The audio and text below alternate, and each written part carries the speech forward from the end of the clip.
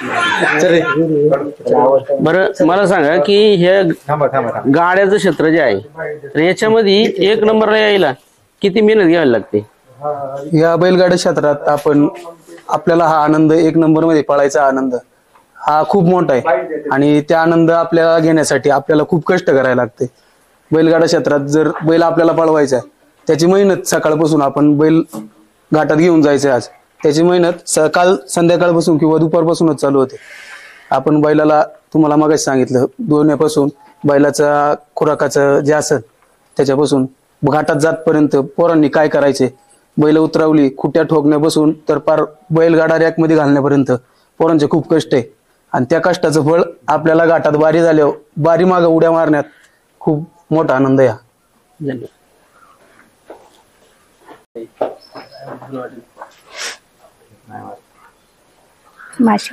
नाव सांगा तुमचं? लीला आनंदा काळे. तर आता ही जी मुलं गाड्यामध्ये म्हणजे जात आहे गाड्याला जातात बाकीच्या काही लोकांचं असं असतं की ते सपोर्ट नाही करत.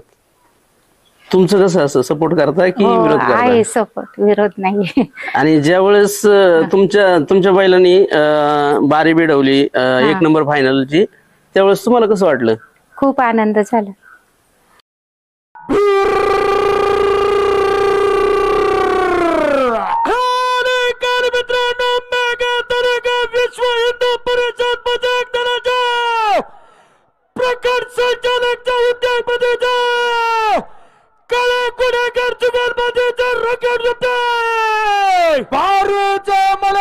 पैलवान अक्षय दादानंद काळे घोडेकर जुगलबंदी.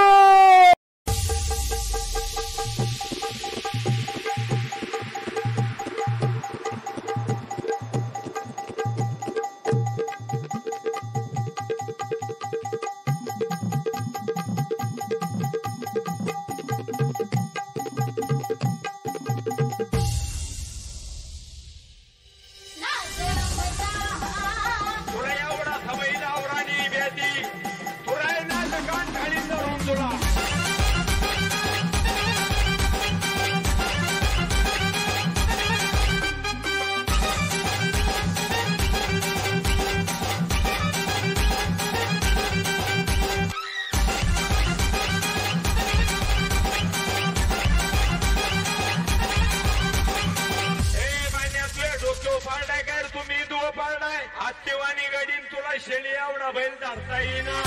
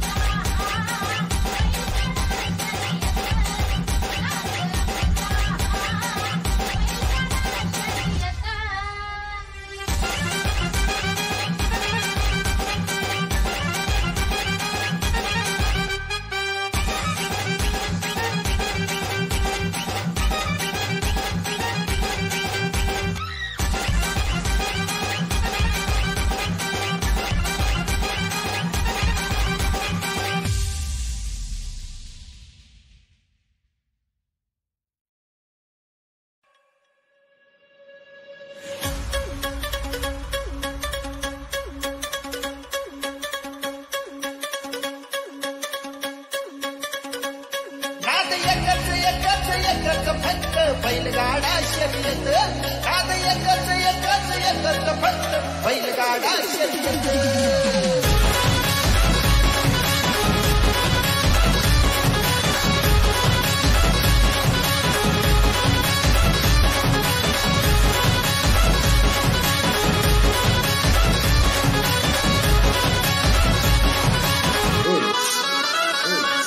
शुभम शुभम नका समजू आम्हा फटकन नाद आहे असा कटकन आपल्या मातीच्या मनात नमस्कार बैलयो खटकन अरे गिरी गिरी गिरी गिरी गिरी गिरी गिरी क्या कांडे हे काटात येत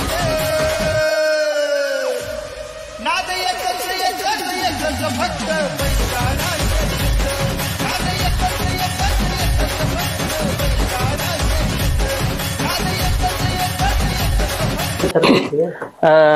भाऊ प्रथम तुमच्या नावाचा परिचय द्या.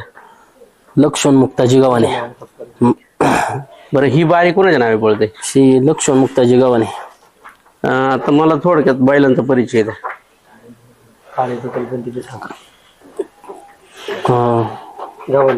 काळे गव्हाणे जुगलबंदी असते ती गाडी. हा कोसावा नाव बैल आहे. कुठे घेतला होता? नारायण मोरे चिंचोशी सरपंच. किती वर्ष झाली? एक साधारणतः 7-8 महिने झाले. दाती कसं आहे? दाती 6 दात झाला असं. याचं नाव सांगा. याचं नाव गजा नाव आहे. बरं हा कुठं घेतला होता? पंढरपूर. आता किती वर्ष झाली? साधारणतः 1-2 वर्ष झाले असं. दाती कसं आहे? दाती झालेला आहे 6 दात जोडलेला आहे. बरं हा पळतो कुठं? हा जोगटाला असतो. हा घेतलेला आहे. नाव सांग. याचं नाव बागड नाव आहे. हा कुठं घेतला होता? तमिळनाडूतून. गोव्यामध्ये याची बारी झाली. हा हा घाटाचा राजा होता अक्षयदादा बैलगाडा संघटना अक्षय आनंद काळे या नावाने बैल पळत होता त्या दिवशी. बरं दाती कसं आहे आता? जाती 4 जाती.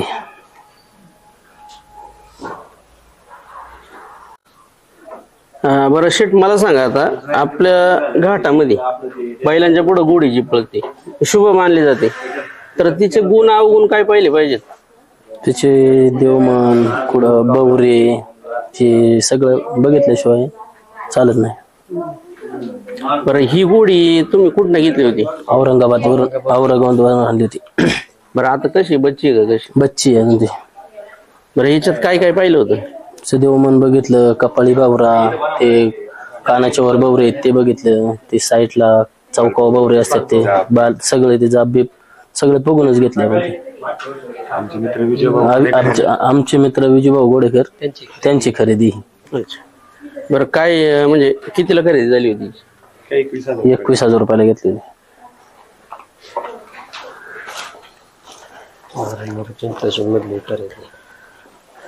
हे वासरू कोणाकडनं घेतलं होतं? हे वासरू नारायण मोरे सरपंच चिंचोशी यांच्याकडून खरेदी केलेली आहे. बरं आता पळतंय कुठे? हे कांड्यावर पळते वासरू. 20 फुटावून पळते हे वासरू. बरं काय खरेदी किती झाली होती? कशी झाली? मैत्री त्यावर झालेली आहे तसं. आणि हा कोणाकडनं घेतला होता? आकाश मांडेकर. बरं हे दोन्ही कोसच दिसत ना? गाजरी खिल्लार तो कोसा खिल्लार आहे. बरं मला सांगा आता हा नाद आपल्याला कधी बसला लागला? नाद आता लहानपणापासूनच. बरं आता मला काही तुमची जी बंदीच्या काळामध्ये बैल असतील तर त्या बैलांची थोडक्यात म्हणजे परिचय करून द्या. नावं सांगा, कुठं बाऱ्या झालेल्या आहेत ते सांगा.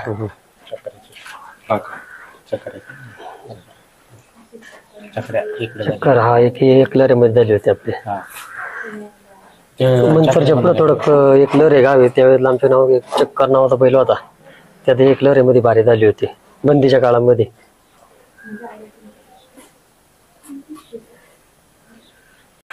सांगा सांगा सुरू. चक्र्या आणि नाग्या हे ब्राह्मणवाड्यावरून बैल आणले होते, बंदीच्या काळामध्ये आणले होते. त्या बैलांना आपली बारी झाली होती. एक कारेगावच्या घाटामध्ये एक झाली होती आणि इथं एकलेरी म्हणून एक गाव आहे, एक तळबाबाला पण बारी झाली. एक चक्र नावाचा बैल होता, तो एका दिवसात 5 शाळा पळाला होता. अशी बैल होती आपल्या जुन्या काळाची. त्यामुळं काय आणि आता ही सगळी केलेत, ही नवीन ते आता यात्रा चालू झाल्यापासून पुढं शिवाळा केलेली आहेत सगळी. बरं आता मला सांगा की जेणेकरून नाही आता तुमच्या दावणीला लहान मोठी बैल अशी पकडून 10-12 बैल आहेत, तर यांचं संगोपन काय पद्धतीने केलं जातं? त्यांचं संगोपन आता हिरवं ज्वारी, कुठं आपलं हे असतं मका, हिरवं खाद्य हे, आणि त्याच्यात आपण मग खुराक चारतो. आपण पेंड आणतो, कुठं वाड्याची चुनी असते आपल्याकडं, किंवा मग तो पिठाचा आपण गावाचा बारडा ते पण चारतो. आणि आणखीन शेपण आणतो आपण त्यांना, ते चुनी भेटते आता नाही का, ती कांडी भेटते चुनी, ती वाडा चुनी ती पण चारतो. स्पीड किंग आता ते निघाले नवीन, ते स्पीड किंग पण आणलेले. बरं सकाळपासून संध्याकाळपर्यंत ह्या बैलांची रुटीन कशी असते?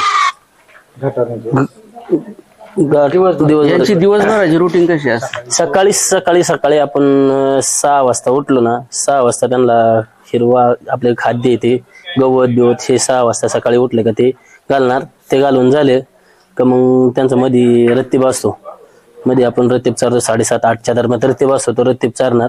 त्या रत्तीबाबा मग बैलांना हे करणार आपण. रत्तीब झाला का थोडं पाणी पिले तर बघायचं, नाही तर मग त्याच्यावर मग आपण हे करणार. मग परत हिरवं काही खाणं, शाळू, कुडं कडबा हे ते चालू करायचंच 10 वाजेपर्यंत. 10 वाजता मग त्यांची खायचं झालं का 10 वाजता परत आध बांधायचं, पाणी पाजायचं त्यांना, आध बांधून पाणी पाजून आध बांधायची. आध बांधून पाणी पाजून झालं का मग आपलं शाळू टाकायचा. 3 वाजेपर्यंत त्यांच्याकडे परत काय डॉकवायचं नाही. बरं आता तुम्ही यांची मेहनत वगैरे कशी घेता, वेळ वगैरे कसं घेता? मेहनत आपण सकाळचं मेहनत घ्यायला आपण हात फक्त गाठत नेत असेल तरच मेहनत घेतो, नाही तर इतर टायमाला मेहनत नाही घेत आपण बैलांची.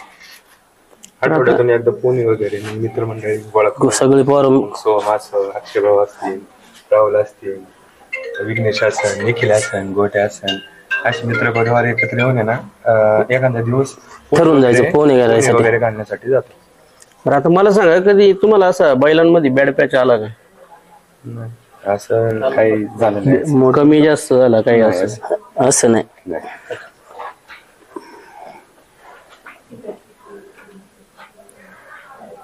आता तुम्ही ज्या वेळेस बैल झोपायला नेता तर त्यावेळेस म्हणजे पूर्ण टीम कसं वर्क करते, काम कसं करते? आता प्रत्येकाला एक काम नेमून दिलेलं असतं ना, त्या पद्धतीनेच ते काम पार पाडत असतो. म्हणजे हे आमचे छाती गँग म्हणले तरी चालतील, अक्षयभाऊ काळे असतील ते एक छाती गँग म्हणले जातील, सोम असन, विघ्नेश, राहुल हे पण आहे, विकी काळे पण आहे. भरपूर जण ज्याचं त्याचं काम नेमल्याप्रमाणे ते करतात, म्हणजे अशी काही फारशी अडचण येत नाही.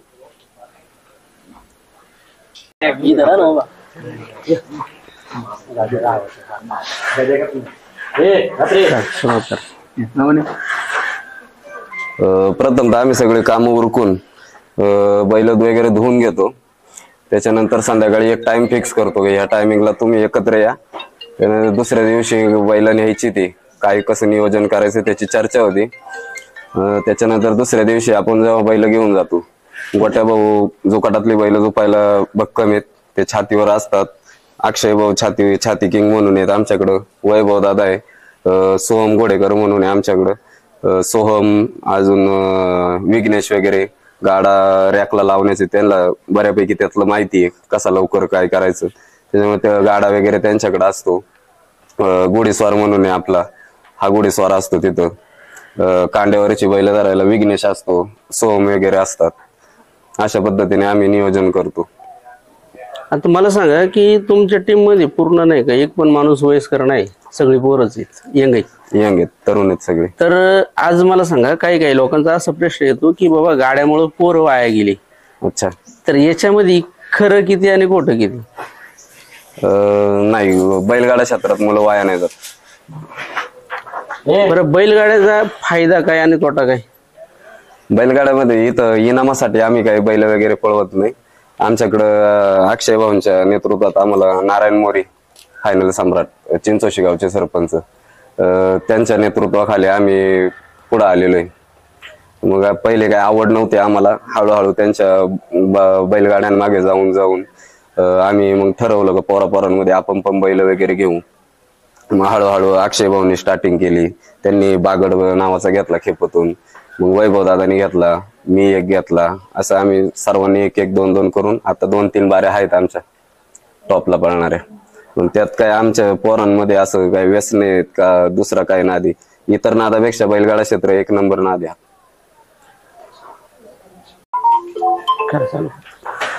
आमची बारी जेव्हा पहिला 1 नंबर झाली त्यावेळेस अक्षय भाऊंच्या मदतीने नारायण मोरे सरपंच चिंचोशी गावचे त्यांच्यासोबत आमचं संबंध चांगले वाढले. आम्ही त्यांच्या दावणीचा एक कांड्यावरचा बैल पण आणलेला आहे आणि इतर बाकीचे 2-3 मित्र होते आमचे का जे चुकीच्या दिशेने चालले होते, पण ते हळूहळू आमच्यात येऊन आता चांगल्या मार्गाला लागलेले. ते कामाला पण जातात आणि वेळ भेटेल जेव्हा फोन करेल तेव्हा घाटावर पण उपस्थित असतात आमच्यासाठी. त्याच्यामुळं बैलगाडा क्षेत्रात काही फालतू आहे असं काही नाहीये. बैलगाडा क्षेत्र खूप चांगले. बरं, आता तुमच्या दावणीचं सगळ्यात टॉपचा बैल कोणता? टॉपचं म्हणायला 2-3 आमची हुकमाची एक ते 2-3 टॉपला. आणि सगळ्यात मोठी खरेदी कोणत्या बैलाची? सर्वात मोठी खरेदी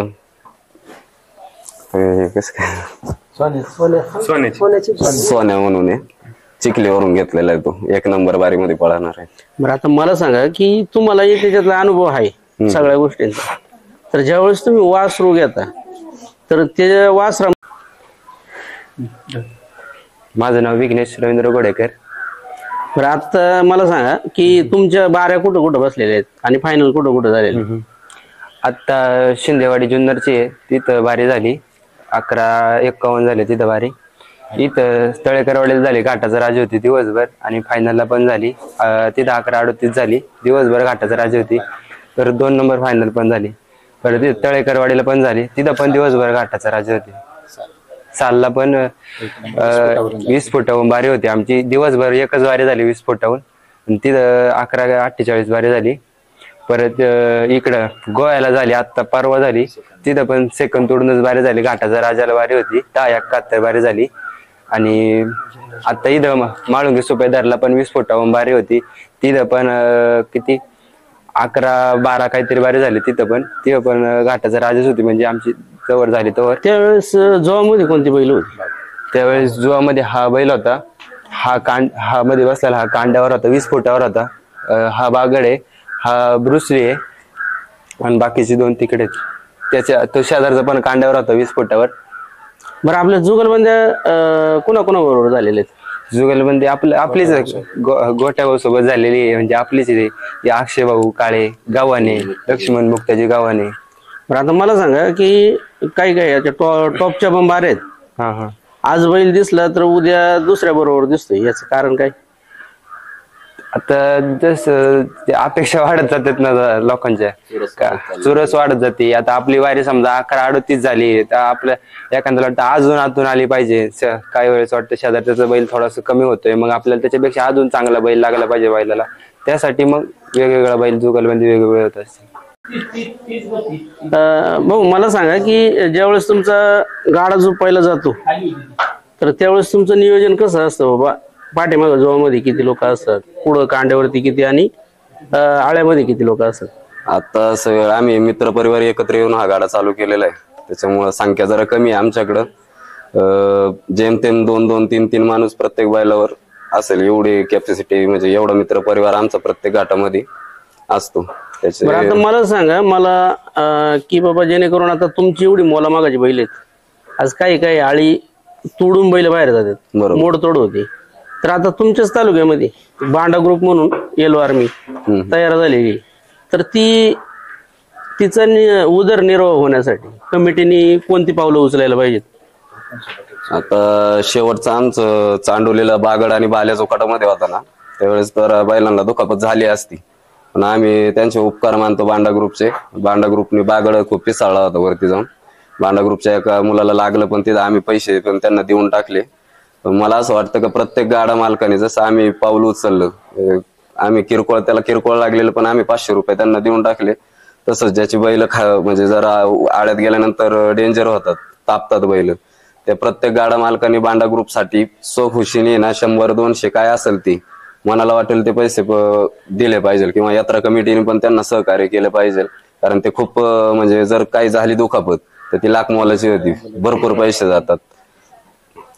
आज एक वेळेस मी पाहिलेले की बाबा ते पोरग डायरेक्ट बैलाच्या वशणाला चिटकून खाली आलेले. बरोबर. चांडोलीच्या घाटामध्ये धनगरे म्हणून लांडेवाडीतला बैल आहे, तर त्या बैलाला एक बांडा ग्रुपचा पोरगा त्याने शेवटपर्यंत नाही सोडला, पडला तो, पण त्याने तळ्यापर्यंत आळ्यापासून तर खालीपर्यंत आहे ना तो वशिंगाला धरूनच आला होता बैलाला. त्या बाबतीत खरंच त्यांचं कौतुक करावं तेवढं कमी. बरं, आमच्या वारीत जाती असतो घोड्यावर बसायला मी म्हणजे आता त्याचं वय शाळेत जाण्याचे, तर तू शाळेत जातो का? हो जातो ना, सुट्ट्या असून तेव्हा घाटात जातो. तुला बैलगाडा कधीपासून आवडतोय? मी खूप बारीक होतो तेव्हापासून मी अक्षय दादा संग जायचो. आणि तू घोडीवरती कधीपासून बसायला लागला? 2-3 वर्ष झाली मी बसतोय. आता वय काय आहे तुझं? माझं 14 वर्ष वय आहे. शाळेत कितवीला आहे? 8वीला आहे. मग आता तू जर असं सोमवार ते शुक्रवार घाट जर आला तर जातो का? नाही, सुट्ट्या असून तेव्हा मी जातो. शेठ, प्रथम नाव सांगा तुमचं. माझं नाव शिवम ज्ञानेश्वर वडेकर. आता मला सांगा की एका बैलाचं आणि एक बैलगाडा मालकाचं काय नातं असतं? बैलाचं आणि मालकाचं नातं सांगता येणार नाही, असे सांगता नाही येण्या पलीकडचं नाते ते, म्हणजे रक्ताच्या पलीकडचं नातं कसं असतं तशा प्रकारचं नातं असतं. किंवा त्याला दुखापत झाली, काय झालं तर मालकाच्या जीवाचं रान होतं, पण मालक मागं हटत नाही त्या दुखापतीसाठी. म्हणजे थोडक्यात असं संघटनेबद्दल कधी झालेलं आहे का? झालेलं आहे याच्याबद्दलच. आमचा बागड संघटनेची शान आहे आमच्या. याच्याबद्दल आणला तेव्हा याच्या पायाला आणि मानेला दुखापत झालती, म्हणजे असं मुलाला नाही जपती असं जपलं होतं आम्ही याला. म्हणजे नेमकं काय केलं होतं? म्हणजे प्रत्येक वेळेस सकाळी उठल्यापासून संध्याकाळपर्यंत तो कसा आहे, काय त्याची परिस्थिती काय आहे, तो उपचार केल्यावरती कसा रिस्पॉन्स देतो, ते सगळं म्हणजे एक रक्ताच्या पलीकडे जपलं होतं त्याला.